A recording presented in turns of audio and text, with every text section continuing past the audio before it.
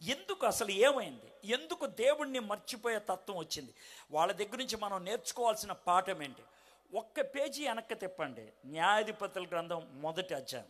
నేను న్యాయాధిపతులు 1-2 నుంచి కొన్ని వచనాలు పరిచయం చేసి రూతు గ్రంథం దగ్గరకు వస్తాను. నేను న్యాయాధిపతుల గ్రంథం 1వ అధ్యాయం 19వ వచనం.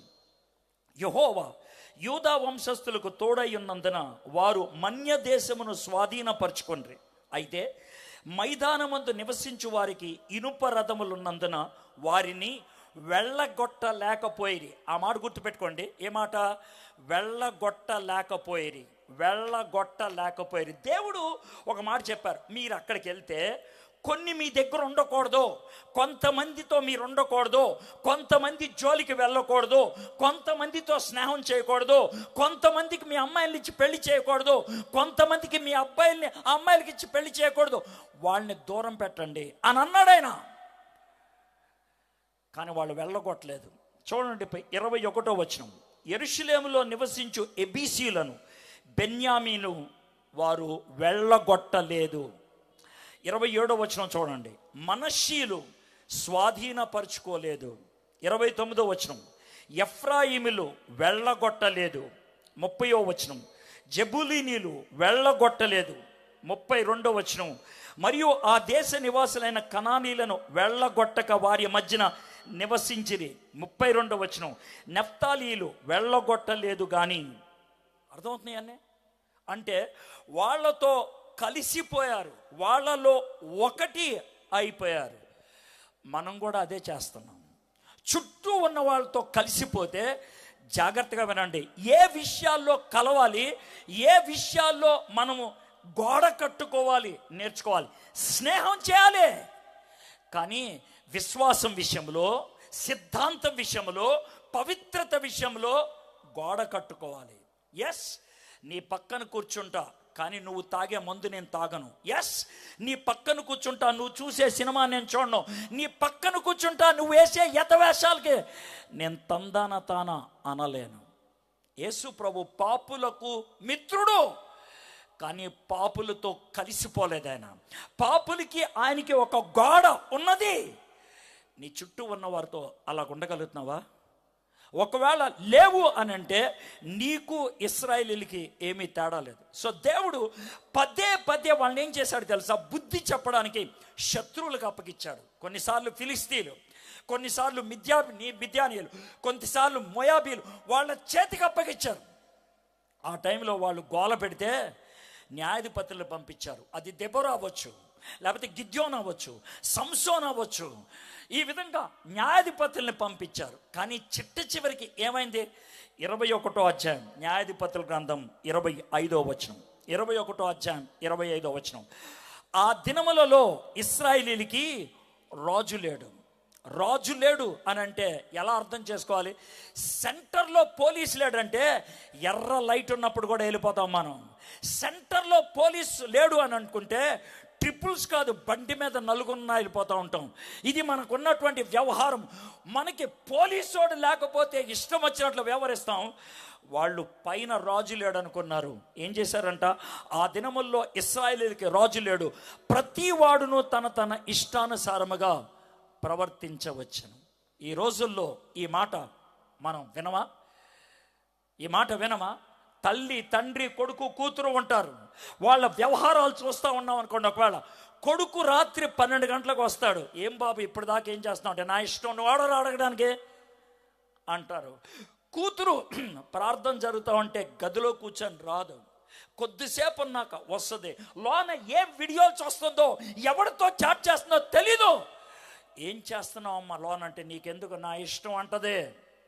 మొగుడు ఎవరితోనో తిరిగి వస్తాడు. ఏమయ్యా నువ్వు తండ్రివి కదా, ఎందుకు ఇలా ఉంటే, నా ఇష్టం. ఎవడిష్టం ఆడితే, ఎవడిష్టం. 1వ క్లాస్ వాడితో మాట్లాడటానికి భయం వేస్తుంది ఈ దినాల్లో. వాడు ఏమంటాడో, మొహం ఎక్కడ పెట్టుకోవాలో తెలియదని భయపడే దినాలు. ఇప్పుడు చెప్పండి, న్యాయాధిపతుల కాలానికి మన కాలానికి ఏమైనా తేడా ఉందా? ఏమీ లేదు. ఆ దినాల్లో రూతు గ్రంథం జరిగింది.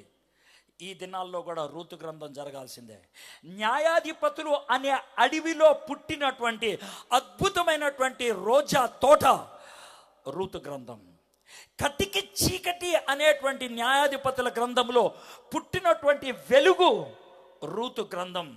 గందరగోళం, నా ఇష్టం అనేటువంటి ఆ సామ్రాజ్యంలో దేవుని ఇష్టాన్ని నెరవేర్చేటువంటి ఒక రూతు. విపరీతమైనటువంటి వైలెన్స్, కొట్లాట్ల మధ్యన రొమాంటిక్గా పుట్టుకొచ్చాడు బోయస్. ఇది రూతు గ్రంథం. ఒకవేళ ఈ లోకంలో ఆ విధంగా ఉండాలి అనుకుంటే రూతు గ్రంథం చదవండి. మా అమ్మగారు 2020 ఏప్రిల్ 7వ తారీఖున ఒక ఉత్తరం రాశారు. ఇన్లాండ్ లెటర్, పెద్దది, బ్లూ కలర్లో ఉంటుంది. 2 పారాగ్రాఫులు రాశారు. ఆ తర్వాత ఇంకా రాయలేదు. ఆ 2 పారాగ్రాఫులు రాసి దిండి కింద పెట్టుకున్నారు. ఏప్రిల్ 7వ తారీఖు 2000 సంవత్సరం. ఏప్రిల్ 9వ తారీఖున మా మమ్మీ చనిపోయారు. మా మమ్మీ చనిపోయింది అన్నప్పుడు నేను వచ్చాను. నేను వచ్చిన తర్వాత అప్పుడు దాకా అదే మంచం మీద ఉంది. నేను వచ్చిన తర్వాత స్నానానికి మమ్మీని ఎత్తుతుంటే నేను కూడా తల దగ్గర మమ్మీని ఎత్తుతూ ఉన్నాను. నా చెయ్యి దిండులోకి వెళ్ళిపోయింది. నేను చూసుకోలేదు. మమ్మీ చీర అనుకున్నాను, అలాగే ఎత్తాను. దిండు కూడా లేచింది. ఉత్తరం కింద పడింది.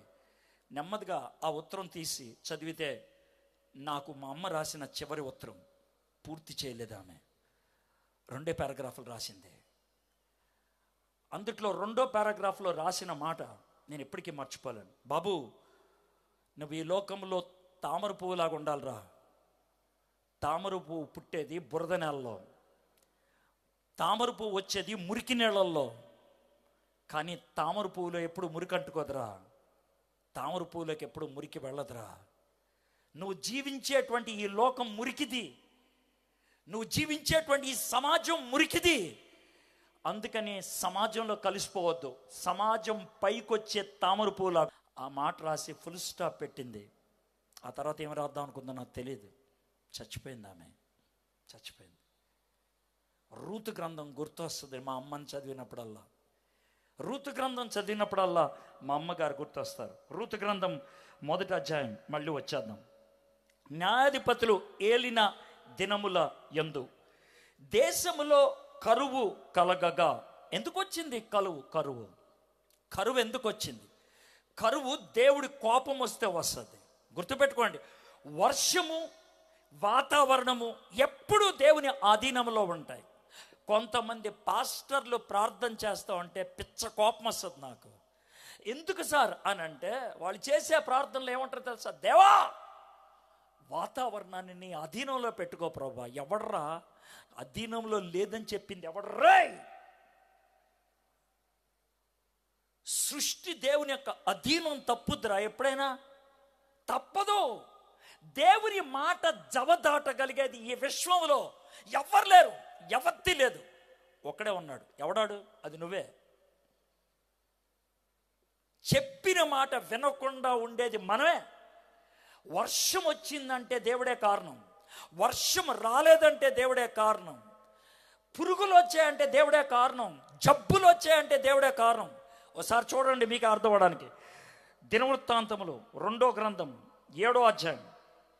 దినవృత్తాంతములు 2వ గ్రంథం 7వ అధ్యాయం 13వ వచనం చదువుతున్నాను. వాన కురియకుండా నేను ఆకాశమును మూసివేసినప్పుడే కానీ, దేవుడు సొలొమోనుతో చెప్తున్నాడు, వర్షం పడలేదంటే కారణం నేనే. వర్షం పడలేదంటే దేవుడు ఇంకో చోట లేవి కాండంలో ఏమంటాడు తెలుసా? ఆకాశాన్ని ఇత్తడిగా చేస్తాడంట, భూమిని ఇనుముగా చేస్తాడంట. ఇత్తడిలోంచి నీళ్ళు వస్తాయా? ఇనుములోంచి నీళ్ళు వస్తాయా? రావు. పైనుంచి నీళ్లు కొరవు, కింద తవ్వితే నీళ్లు రావు. అది చేసేది నేనే. దేవుడు చెప్పాడు ఆ మాట. వాన కురియకుండా నేను ఆకాశంని ఆపేసినప్పుడే కానీ, దేశమును నాశనము చేయుటకు మిడతలకు సెలవిచ్చినప్పుడే కానీ. మిడతల్ని పంపించేది దేవుడే, కరోనా కలిగించే క్రిములను పంపించేది కూడా దేవుడే. దేవుడు అనుమతి లేకుండా ఏది రాదు. చాలామంది కరోనాని తొక్కే అని వీడియోలు తీశారు. తొక్కలో ప్రార్థన అది. దేవుడి అనుమతి లేకుండా వస్తుందా కరోనా? దేవుడికి పరలోకంలో ఎవరైనా దోతల్లి, అయ్యా ఏంటి భూమి మీద కరోనా వచ్చింది, అవునా ఎక్కడి నుంచి వచ్చింది, ఎలా వచ్చింది అనేమి ఆశ్చర్యపోడ్డా ఆయనకి తెలుసు, ఆయనే అనుమతించాడు. ఇక మూడోది, నా జనుల మీదకి తెగులు రప్పించినప్పుడే కానీ, నా జనుల మీదకి తెగులు రప్పించినప్పుడే. ఆయన ప్రజల మీదకి రాదా? వస్తుంది. ఆయన ప్రజలు పాపం చేస్తే వచ్చిందా? కాదు. ఆయన ప్రజల మీద దేవుడు కోపం వచ్చిందా? కాదు. మరి ఎందుకు తీసేశారు? బహుశా ఆ బాధల మధ్య నువ్వు ఉండటం మంచిది కాదని పైకి తీసుకెళ్ళిపోమన్నాడేమో. సొలొమోను గారితో ఎలాగ మాట్లాడాడు అనిపిస్తుంది నాకు. సొలొమోన్, నువ్వు చేయాల్సింది చాలా చేసావు కానీ పైకి వచ్చావు ఇంకా అన్నాడేమో ఆయన. ఎవడైనా చచ్చిపోతే దేవుడు ఈ రెండే డైలాగులు వేస్తాడు. డైలాగ్ నెంబర్ 1, నువ్వు చేయాల్సింది చేసావు పైకి వచ్చాయి, ఇదొక డైలాగ్. రెండో డైలాగ్ అంటే, రే నీకు టైం ఇవ్వటం వేస్ట్ కానీ పోరా నరకానికి, ఇది రెండోది. ఈ రెండే డైలాగులు. నువ్వు చచ్చినప్పుడు ఏ డైలాగ్ వింటావో నాకు తెలీదు, నువ్వు ఏ డైలాగ్ వింటావో తెలియదు. ఈ రెండాట్లు ఏదో ఒకటి. అది ఎవరైనా సరే దేవుడు ఆ విధంగా చేయటానికి ఇష్టపడుతున్నాడు. రూతు గ్రంథం మళ్ళీ 1వ అధ్యాయం. న్యాయాధిపతుల ఏలిన దినములందు దేశంలో కరువు కలగగా యోదా బెత్లెహేము నుండి ఒక మనుష్యుడు తన భార్యను తన 2 కుమారులను వెంట పెట్టుకొని మోయాబు దేశమున కాపురముండుటకై వెళ్ళెను. ఆ మనుష్యుని పేరు ఎలీమెలక్, అతని భార్య పేరు నయోమి, తన 2 కుమారుల పేర్లు మహులోను కిలోను. వారు యోదా బెత్లెహేం వారైన ఎఫ్రాతీలు. వారు మోయాబు దేశమునకు వెళ్ళి అక్కడ కాపురము ఉండిరి. ఏం జరిగింది? దేవుడు కరువు కలిగించాడు. కరువు కలిగిస్తే పారిపోవాలా? కష్టం వస్తే పారిపోవాలా? కష్టం వస్తే పారిపోమని చెప్పాడా? కష్టం నీకు వ్యతిరేకంగా వచ్చేది అని చెప్పాడా? పారిపోవటం చాలామంది చేసే పని. బైబిల్లో చాలామంది పారిపోయారు. కొంతమంది పారిపోయి వాళ్ళు చేసినటువంటి మాటలు ఎంత భయంకరమో తెలుసా? ముందు కొంచెం తక్కువది చెప్తాను, తర్వాత ఎక్కువది చెప్తాను. తక్కువది ఇది. ఏలియా కర్మేలు పర్వతం మీద ప్రార్థన చేశాడు, అగ్ని కురిసింది. మళ్ళీ ప్రార్థన చేశాడు 7 సార్లు, వర్షం కురిసింది. పరిగెత్తుకుంటే కిందకు వచ్చాడు. జెసిబెల్ 24 గంటల నిన్న లేకపోతే నన్ను అడుగు అని అన్నది. పారిపోయాడు. బద్రి వృక్షం కింద కూర్చొని నన్ను చంపే ప్రభు అని అడిగాడు. దేవుడు ఏలియా చేసిన ప్రార్థనలో ఆ ఒక్క ప్రార్థనకే జవాబు ఇవ్వలేదు. చచ్చిపోలేదు ఏలియా, పరలోకానికి దేవుడు తీసుకెళ్ళిపోయాడు. అది పనికి మాలిన ప్రార్థన, భయంతో చేసిన ప్రార్థన, పారిపోయి చేసిన ప్రార్థన, దేవుడితో కనెక్షన్ తెంపుకొని వెళ్ళిపోయిన ప్రార్థన. కష్టాల్లో చాలామంది దేవుణ్ణి తెంపేసుకుంటారు, కష్టాల్లో దేవుణ్ణి వదిలేస్తారు. పారిపోయే జాతి. ఏలియా పారిపోయాడు. రెండో వ్యక్తి చెప్తాను, కరువు వచ్చిందని పారిపోయాడు. అబ్రహాము చాలా గొప్ప వ్యక్తి. ఆయన గురించి ఈ విధంగా చెప్పడానికి నాకు కొంచెం బాధ కలుగుద్ది, కానీ చెప్పక తప్పదు. బైబిల్ ఇచ్చింది, నేను సొంతగా సృష్టించింది కాదు, అది బైబిల్ ఇచ్చింది. దేవుడు చెప్పాడు, నీ దేశాన్ని వదిలేయి, మీ అమ్మ నాన్న వదిలేయి, నీ ప్రజలను వదిలేయి, నేను చూపించే దేశానికి రా అంటే పాపం వచ్చేసాడు. ఆయన షెకెం వచ్చాడు. అక్కడ ఒక బలిపీఠాన్ని కట్టాడు, దేవుణ్ణి ఆరాధించాడు, దేవుణ్ణి స్తుతించాడు. ఇది దేవుని స్థానం అని చెప్పుకున్నాడు. కొద్ది కాలానికి కరువు వచ్చింది, సైలెంట్ అయిపోయాడు. మామూలుగా నిశ్శబ్దంగా దక్షిణాన్న ఐగుప్తు దేశానికి వెళ్ళాడు. ఐగుప్తు దేశంలోకి ఎంటర్ అవ్వగానే ఐగుప్తి అమ్మాయిలు కనబడ్డారు. వాళ్ళు నల్లగా కనబడ్డారేమో, తన భార్య నల్లగా లేదు, గోధుమ రంగు. వాళ్ళ మధ్యన ఈమె తలతల మెరిసిపోతుంది, అందంగా కనబడిందేమో. అబ్రహాము భార్యను పిలిచాడు, అమ్మ శారా, ఏమండి నాకు ప్రాణభిక్ష పెట్టవా? అదేంటండి అలా అంటున్నారు? కాదమ్మా, నాకు చిన్న సహాయం చేసి పెట్టాలి. చెప్పండి, నన్ను ఏం చేయమంటారు? నన్ను చచ్చిపోమంటారు? వద్దు, నువ్వు చచ్చిపోవద్దు. మరి ఏం చేయమంటారు? రాజుగారి భటులు వస్తారు నీ దగ్గరికి. ఎవరమ్మా నువ్వు? అతను ఎవరో అని అడుగుతారు. ఆయన మా అన్నయ్య, నేను చెల్లినని చెప్పు. అదేంటండి, మీరు నన్ను పెళ్లి చేసుకున్నారు కదా, నేను నీ భార్యను కదా. అవును, నువ్వు కనుక నా భార్య అని చెప్తే వాళ్ళు నెక్స్ట్ చేసే పని అని తెలుసా? నన్ను చంపేసి నీ మొగుడు చచ్చిపోయాడు కదా, రాజుగారి దగ్గర రా అంటారు. ఒకవేళ చెల్లి అని అంటే కనుక నేను తీసుకెళ్ళిపోతారు. అయ్యగారు నన్నేం చేయమంటారు, చెప్పండి నన్నేం చేయమంటారు, పచ్చి భాషలో చెప్పమంటారా, రాజుగారి పక్కన పడుకో. ఊహించగలరా? అయితే ఊహించగలరా? ఎందుకు అంత నీచ నికృష్టమైన పని చేయాల్సి వచ్చింది? పారిపోయాడు. మీలో చాలామంది పారిపోయే జాతి వాళ్ళు ఉన్నారు. వదిలేస్తారు. ఆ తర్వాత తీసుకునే నిర్ణయాలు మీ సొంతం. ఆ తర్వాత మీరు చేసే పనులు సొంతం. ఆ తర్వాత ఏం చేయాలో అర్థం కాదు. నిన్న ఒక పాస్టరమ్మ గారు హైదరాబాద్ నుంచి రాత్రి 12-1 గంట అయినా తెగ ఫోన్ చేసి, అయ్యా అయ్యా అయ్యా నాకేమన్నా సహాయం చేయండి అని. ఎవ్వనమ్మాయి ఏనంటే వాళ్ళ ఆయన ఇంకో అమ్మాయితో పట్టుబడ్డాడు. 2019లో అతనితో నేను మాట్లాడి, అయ్యా నువ్వు అమ్మాయిల జోలికి వెళ్తున్నావని నాకెవరు చెప్పలా, నాకు అనిపిస్తుంది. అప్పుడే రైల్వే స్టేషన్ దగ్గరికి వచ్చాం. మూలలో ఒక అతను అడుక్కునేవాడు కనబడితే, ఆ అడుక్కునే వాళ్ళు నీ మొహం కనబడుతుంది నాకన్నా, ఏమంటావు నాకు అన్నాడు. కోపం తెచ్చుకోవద్దు. నువ్వు వెళ్ళే మార్గంలో కొనసాగితే అక్కడికి వెళ్తావు నువ్వు అని దేవుడు చెప్తున్నాడు నాకు. 2018లో చెప్పాను ఈ మాట. 2024లో ఆ అమ్మాయి మెసేజ్ ఏమని పెట్టిందో తెలుసా? అన్నయ్య 6 ఏళ్ల క్రితం మీరేం చెప్తున్నారో ఈరోజు ఆ స్థాయికి వస్తున్నాం మేము. సొంత నిర్ణయం, నా ఇష్టం. దేవుణ్ణి వదిలేసి వెళ్ళిపోవడం. ఆయన మామూలుడా? పాస్టర్. ఆయన పాస్టర్ పాస్టర్ పాస్టర్. అబ్రహాము, ఏలియా పాస్టర్. దేవుణ్ణి వదిలేసి వెళ్ళిపోయారు. ఇది మొదటి పని చేసేది, పారిపోవటం. మీలో కొంతమంది రెండో పని చేస్తారు. దాన్ని ఏంటి తెలుసా? ఓర్చుకోవటం. మరి ఓర్చుకోక ఏం చేయమంటావు? ఓర్చుకో. కానీ ఓర్చుకుంటే వచ్చే సమస్య అంటే నీకు చెప్తా. ఒకవేళ నీకు బాధ ఉన్నది, ఎవరితో చెప్పుకోలేని బాధ, మీ భర్త నిన్ను పెట్టే బాధ, నీ భార్య నిన్ను పెట్టే బాధ, మీ అత్త, మీ తోబుట్టువులు, మీ చుట్టూ ఉన్నటువంటి వాళ్ళు మిమ్మల్ని పెట్టే బాధ ఎవరితో పంచుకోలేరు. దాన్ని దిగమింగి ఉంచారనుకోండి, ఒకవేళ అదంతా కడుపులో పెట్టుకొని ప్రార్థన చేయడానికి వస్తే నీ కళ్ళెమ్మట నీళ్లు తప్పించేమొస్తాయి? దేవుడి మీద నీ కోపం తప్పించేమొస్తుంది? నథింగ్. దేవుడి మీద వ్యతిరేకత వస్తుంది. ఎవరైనా కొంచెం నవ్వుతూ కనబడితే కుళ్ళు వస్తుంది, కచ్చి వస్తుంది, కోపం వస్తుంది, వాళ్ళ నోట్లో మట్టి కొట్ట అనిపిస్తుంది. నాలాంటి జీవితం ఇంకెవడికి ఉండకూడదని నీకు నువ్వే శాపాలు పెట్టుకుంటావు. ఎవరో పెట్టక్కర్లా, నీకు నువ్వే. ఇది లోన మింగేస్తే, ఒకటి పారిపోవటం, రెండోది ఓర్చుకోవటం. కానీ మూడో పని చేస్తే బాగుంటుంది. ఏంటి ఆ పని?